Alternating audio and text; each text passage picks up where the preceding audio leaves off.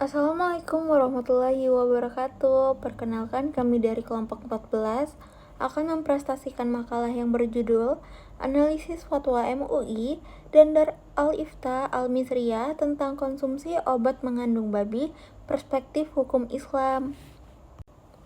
Nah, adapun anggota kelompok kami adalah Agnesia Monica, Huda Rahmaniar, Zarullah Pawas, Muhammad Rizky Alfian, dan Rosiana Rohmadila.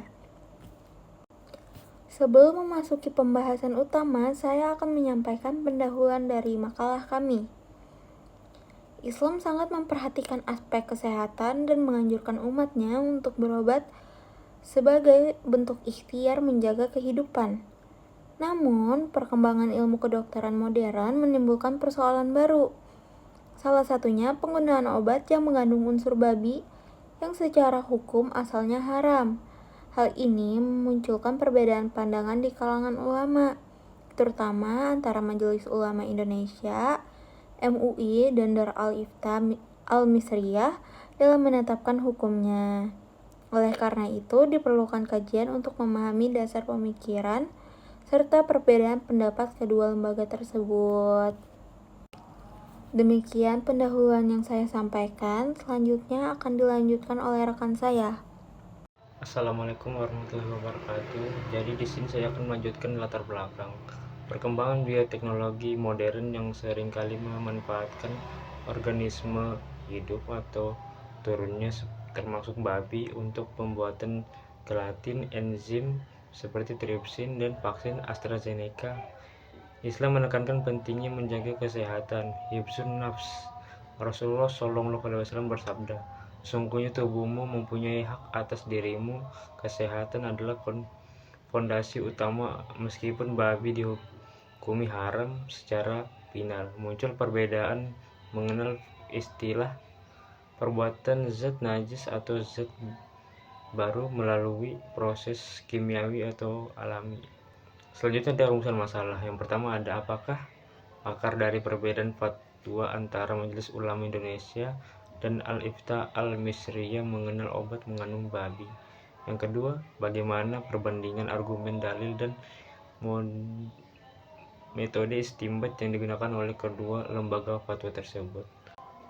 Selanjutnya ada tujuan penelitian 1, mengidentifikasi akar perbedaan pandangan antara MUI dan Dar Al-Ifta Al-Misriyah.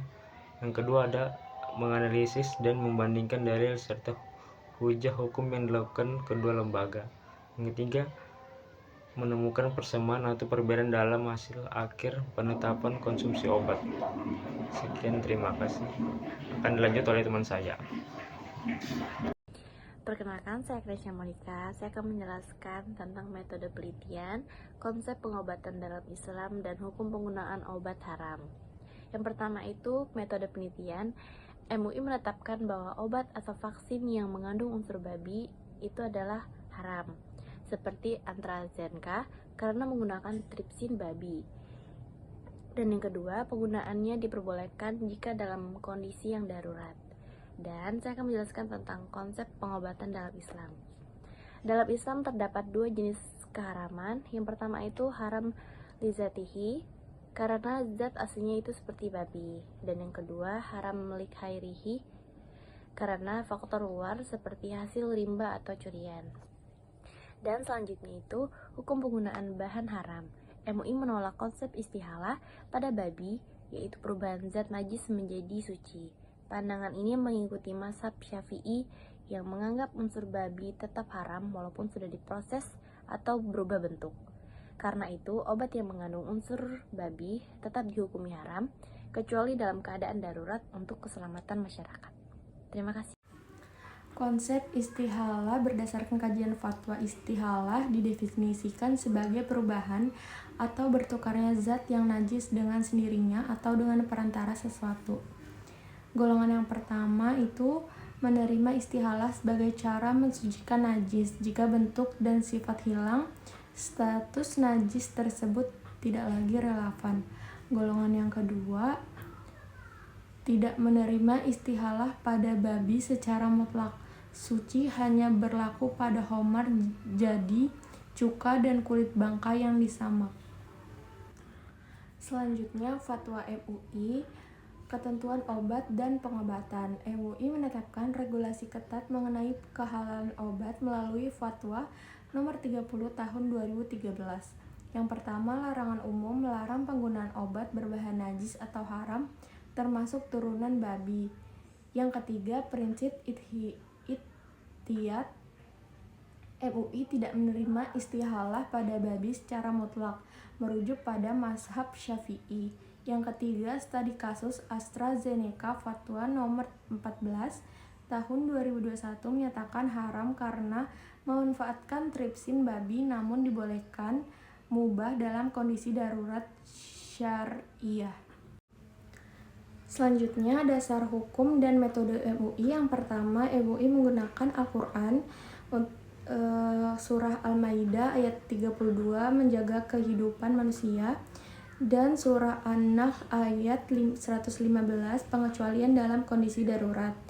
Yang kedua, MUI menggunakan hadis Nabi, yaitu berobatlah karena Allah tidak menjadikan penyakit kecuali menjadikan pula obatnya, kecuali pikun, hadis riwayat Abu Daud.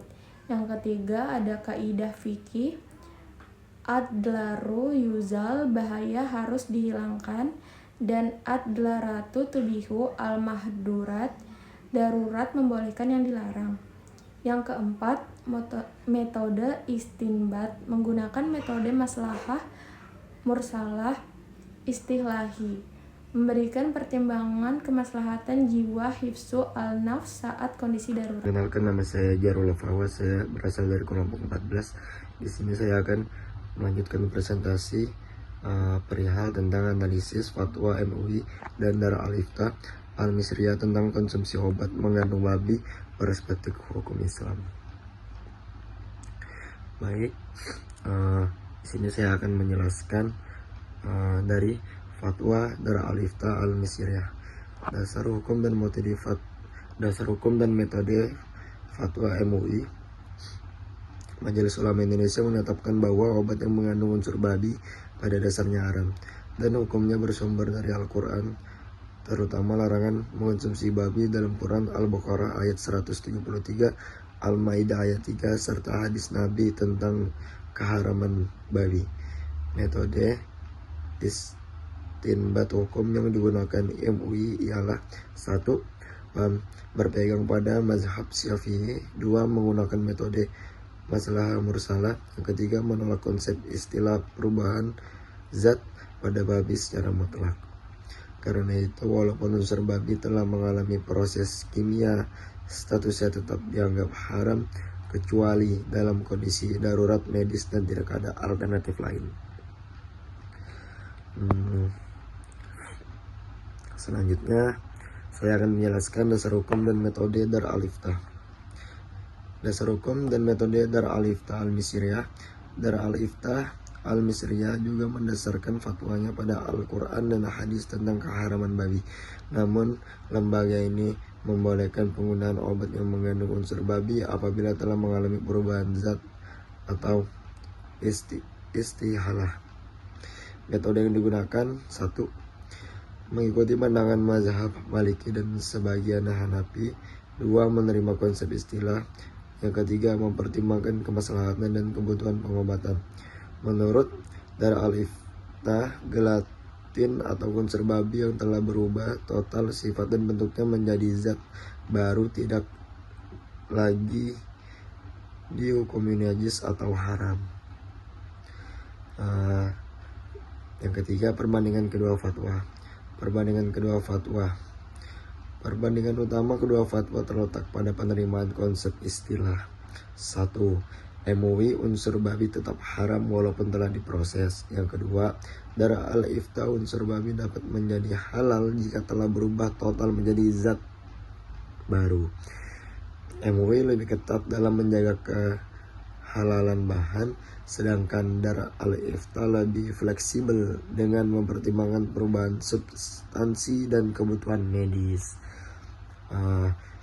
Yang keempat, persamaan dan perbedaannya. Persamaan dan perbedaan: sama-sama menggunakan Al-Quran dan hadis sebagai dasar hukum, sama-sama sepakat bahwa babi pada asalnya haram, sama-sama bertujuan menjaga kemaslahatan untuk dalam bidang kesehatan. Perbedaannya, MUI menolak istilah pada babi, Darul Al-Ifta menerimanya. Yang kedua, MUI cenderung mengikuti mazhab Syafi'i, sedangkan Darul Al-Ifta mengikuti mazhab Maliki.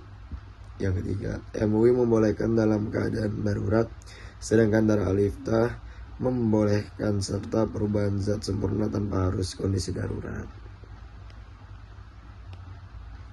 Kesimpulannya, fatwa MUI dan Darul Al-Ifta Al-Misriyah sama-sama berangkat dari prinsip kehormatan babi dalam Islam, tetapi menghasilkan hukum berbeda karena metode ijtihad yang berbeda. MUI lebih berhati-hati dengan menolak istilah pada babi, sedangkan Darul Al-Ifta menerima perubahan zat sebagai alasan kebolehan penggunaan obat. Perbedaan ini menunjukkan bahwa hukum Islam bersifat dinamis dan dipengaruhi oleh pendekatan mazhab serta metode penetapan hukum yang digunakan. Sekian dari saya, kelompok 14. Mohon maaf jika ada kesalahan yang saya selama presentasi. Mohon maaf. Terima kasih. Assalamualaikum warahmatullahi wabarakatuh.